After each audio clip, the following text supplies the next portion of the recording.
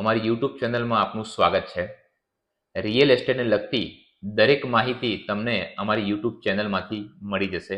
જો હજી સુધી તમે સબસ્ક્રાઇબ ના કર્યું હોય તો અમારી યુટ્યુબ ચેનલને સબસ્ક્રાઇબ કરી લેજો, જેથી અવારનવાર તમને રિયલ એસ્ટેટને લગતા દરેક વિડીયો તમને સૌથી પ્રથમ જોવા મળશે। તો મિત્રો, આજે આપણે એ જાણશું કે 7/12નો ઉતારો કોને કહેવાય અને એની અંદર શું શું વિગત હોય છે।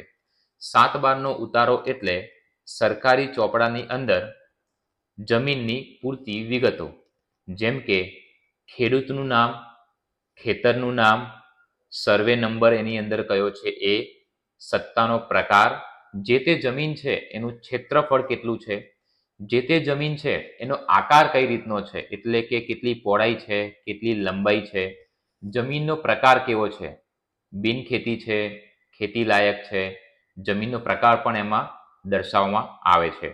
એ સિવાય એમાં હક નંબર છે એની પણ વિગત હોય છે। એ સિવાય સૌથી મહત્વનું છે બોજો, એટલે કે કોઈ લોન લીધી હોય એ જમીન ઉપર તો એની પૂરી વિગતવાર માહિતી આપેલી હોય છે। તો ક્યારે પણ જમીન ખરીદવા જતા હોઈએ ત્યારે સૌથી પહેલા 7/12નો ઉતારો અવશ્ય જુઓ। એના કારણે જ તમને ખબર પડશે કે આની અંદર કોઈ બોજો છે કે નહીં।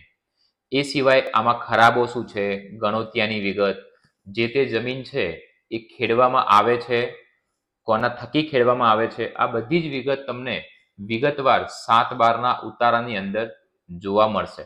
તો મિત્રો, આવા ને આવા રિયલ એસ્ટેટના કોઈ પણ પ્રકારના સવાલો હોય તો તમે અમને કમેન્ટમાં પૂછી શકો છો।